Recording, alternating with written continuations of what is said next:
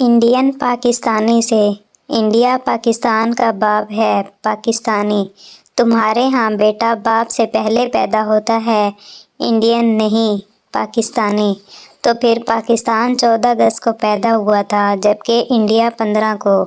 तो इसका मतलब ये हुआ कि पाकिस्तान इंडिया का बाप है, समझे? No, no, no, no. नाई की आंख में भी आंसू आ गए जब एक आदमी ने कहा कि बाल इतने छोटे कर दो कि मेरी बीवी के हाथ में ना आ सकें।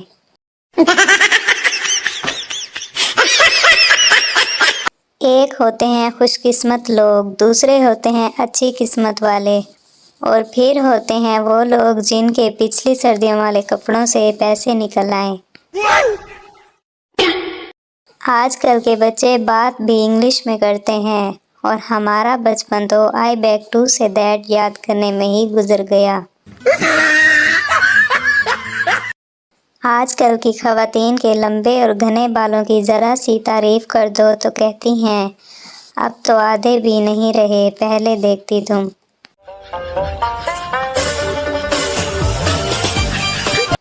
पूछना ये था कि वो कौन से सवालात हैं जिनके बारे में शायर ने कहा था। उसने शर्मा के मेरे सवालात पे ऐसे गर्दन झुकाई, मज़ा आ गया।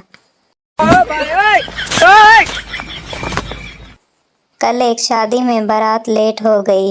मैं दुल्हन के बाप के आगे पीछे घूमता रहा कि शायद कह दे कि बेटा मेरी इज्जत रख लो। चाइना, तुम मेहनत करोगे तो कामयाब होगे। पाकिस्तानी, तुम्हारे दांतों के बीच में गैप है, तुम बहुत पैसे वाले बनोगे। दुबई के एयरपोर्ट पर सिक्योरिटी गार्ड ने कहा कि तुम पाकिस्तानी होने का सबूत दो। मैंने जूस पीकर डब्बे का पटाखा मार दिया। गार्ड ने कहा तुम वाकई पाकिस्तानी हो। No, no, no, no. आजकल के बच्चों को क्या पता मेहनत क्या होती है। हमने तो वो दिन भी देखे हैं जब मोबाइल में एस लिखने के लिए 7 को 4 मरतबा दबाना पड़ता था। ब्यूटी पार्लर के बाहर बैठे एक फकीर ने कहा कि मैंने आज तक अंदर जाने वाली खातून को कभी बाहर आते नहीं देखा। अल्लाह जाने इनको ज़मीन निगल जाती है या आसमान।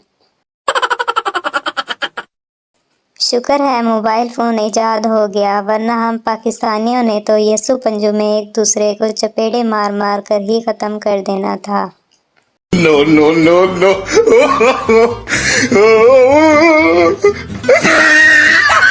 दुनिया भर के साइंसदान भी ये सुनकर बेहोश हो गए जब उन्हें ये पता चला कि किसी के ऊपर से छलांग लगाकर गुजरें तो उसका कद छोटा रह जाता है।